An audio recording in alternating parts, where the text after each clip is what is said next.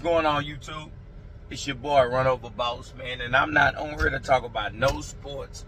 I'm not talking about none of that. All I want to talk about is this versus that went down the other night at No Limit Cash Money versus. Man, it was so nostalgia. It would just take me back, man, to the old times. Take me back to when everything was so simple, and you can go buy a new No Limit album every week, because Master P was dropping a new album every week. And then Cash Money started kind of putting their footing in the game. I was already on Cash Money, jamming Chopper City, All on You, Volume 1, Volume 2. I was jamming the Big Timers, Volume 1, Volume 2. How you love that? I was jamming a little bit of that UNLV. I was jamming that Juvenile Soldier Rag. You know, I was jamming that Hot Boys. I was jamming all that. You know what I'm saying? But to me, No Limit was still running the game, man. Master P was still dropping the album. He was still dropping that C Murder. He was dropping that Silk the Shocker. He had Snoop Dogg. Snoop Dogg was there for a little bit. He was dropping the Mysticals. He was dropping that Mac, that Big Ed, that Fiend, that Mia X, that Cain and Abel. I mean, he was dropping so many albums. Prime Suspect. He was dropping the Gambino Family, Young Bleed. This guy had a surplus of rappers on his label. You know what I'm saying? He was just dropping something. And he was dropping it every week. So you was getting a new album every week. Man. And then Cash Money kind of went to a place where Juvenile left. BG had left. Manny Fresh left. And then Lil Wayne was the only person holding this Cash Money thing together.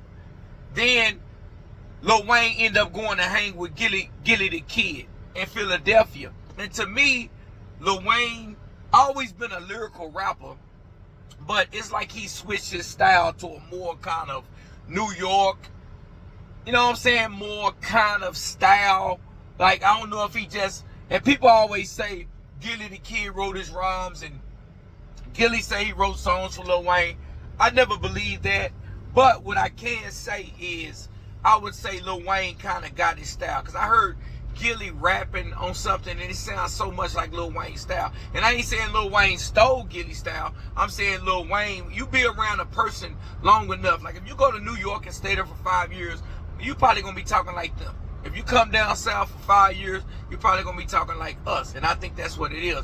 But during that time, Lil Wayne had came out with that 500 Degrees, that Lights Out, what he came out with, and then he came with that Carter 1.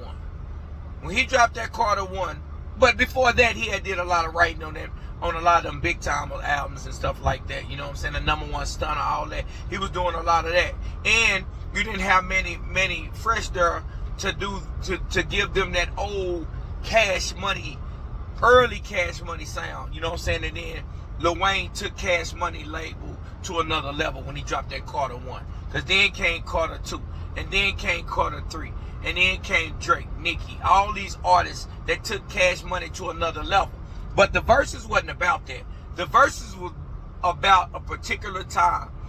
Early, mid-90s, when Master P was running the whole game. And he was just dropping album after album.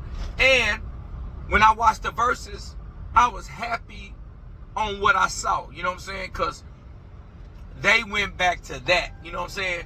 I was liking how No Limit was counterpunching Birdman when he would do certain things. Like when he dropped that #1 Stunner and he did a speech about, everybody know I'm the #1 Stunner. I put the diamonds in the mouth, tattoos on the face and all that. After he dropped that #1 Stunner, it was nice how he did that. But it seemed like Master P would counter it every time. You know what I'm saying? Even when they dropped that Project Chick. And then, you know, Master P came with that freak. Oh, it just was a nostalgia thing, man. And if you come from my time and you graduated anywhere in the 90s, you know what I was talking about, man. I was excited. It was one of the best verses I ever seen. Wish it would have been longer. Verses like that got so many hits that go over decades long, man. You gotta play hit out. Just let them rock. And I ain't like that they had it in Las Vegas. You gotta have that in New Orleans, man. But you gotta let them boys rock. You gotta let them boys at least get about 30 songs, man. Because ain't everybody gonna be excited. I seen a lot of people out there cry, don't even know what's going on. I knew what was going on. Any little piece of music that dropped on that stage, man, I knew it, and I felt it like really you just had to be there, man. Like I say, man, I don't think Master P get his flowers.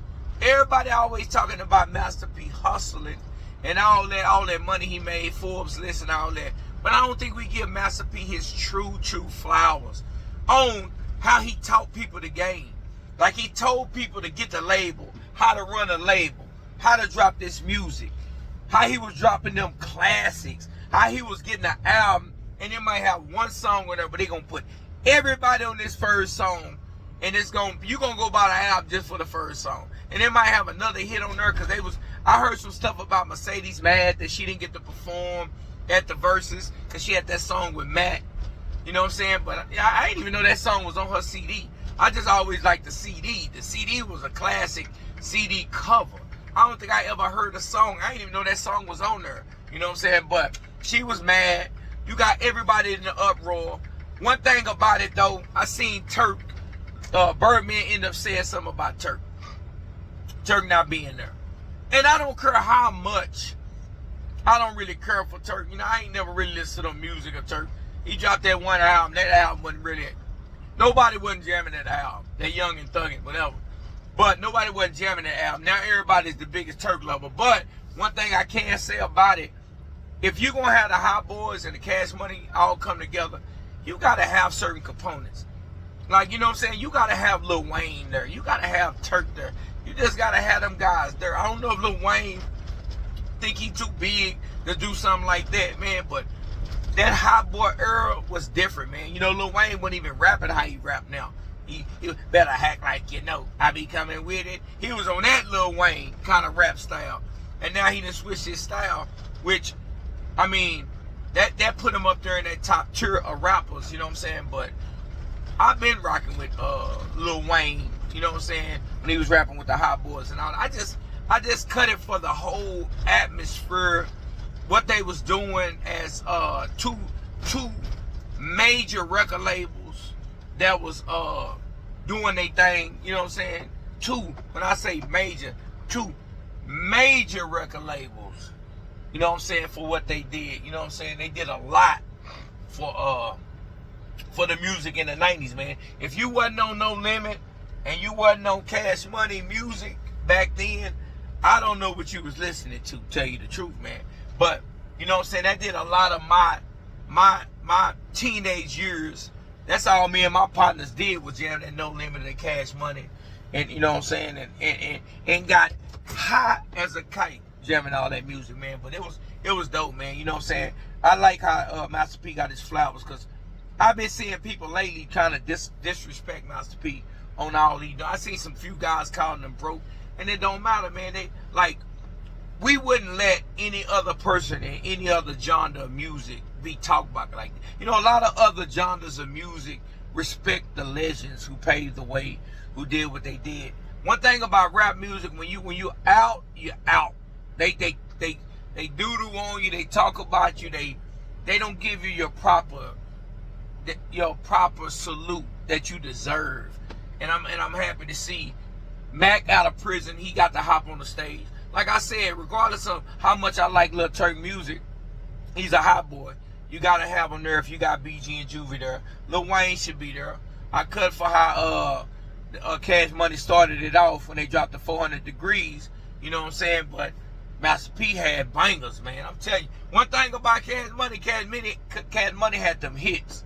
But one thing about No Limit and Master P, he had them bangers. Master P really couldn't rap. You know, Baby can't rap. But Baby had a lot of writers who was writing for him. Master P was getting on the songs saying what he wanted to say, and we was jamming it. Roll, you know what I'm saying? Going out them Doja. He was just saying stuff, but it was just jamming. You know, Beats by the Pound was making all the beats. It was just a dope. I like seeing stuff like that. You know what I'm saying? And I like that two grown businessmen can come together and put together something like that for the culture. And it ain't even for the culture, because a lot of people ain't gonna respect it. Them youngers ain't trying to hear that. But a person that was raised in my time is gonna appreciate that, and I appreciate that kind of music, man. It was just, it just dictated a lot of things in my life at that time. You know what I'm saying? A lot of little footprints on, you know, me wanting to be a rapper and things like that. Me looking at them guys and wanting to do the same thing they do. That's what it did for me. You know what I'm saying? When I watched it, it was dope. It was dope to watch. You know what I'm saying? I enjoyed myself. You know what I'm saying? I enjoy it. I can still cut it on, and I'm still gonna get crunk. I think Cash Money and Baby and all them shit that came out with the white t-shirts on, though, the big baggy white t-shirts, because I know No Limit was gonna come out with the army fatigue, and both of them was doing an army fatigue kind of thing, you know, back in the day. But like I said, you got one of the most classic CDs, Juvenile 400 Degrees, you know what I'm saying? So you got to start it off with that. But it looked like Juvenile and really Mia X was carrying the show. Without a Lil Wayne there, I don't know how it went, but Juvenile gonna give you that energy. Juvenile just got that voice, and that was one of the most iconic CDs that ever dropped. You know what I'm saying? Out of either two labels, but you know, Master P has some classic, man. Ice Cream Man, the True CD. I'm talking about the first one. You know what I'm saying? With the original I'm Bodied on there. He got the Ghetto Dope, you know what I'm saying? He got the Last Done. Master P got some bangers, you know what I'm saying? And like I say, Cash Money got a lot of bangers. I used to love the Mac album, Big Ed album, R.I.P. to Big Ed, Soulja Slim. Like, Master P was just flooding the market, man. You couldn't compete. And it was just like, when Cash Money came, it gave him a little bit a different kind of sound. You know what I'm saying? At one time, I cut it for Silk the Shocker. Like, Silk the Shocker and BG was like two of my favorite rappers back in the day. You know what I'm saying? But it was dope, man. If you come from my time, if you born anywhere 70, early 80s, if you anywhere in that era, man, if y'all didn't feel that, if y'all didn't get excited like you're a little kid walking in Toys R Us, man, you tripping, man. You must wasn't outside, man. And we was outside jamming that music, me and my partners. But I loved it, man. But tell me how y'all feel about that verse. That was a dope verses. I couldn't even think about another verses I would put together.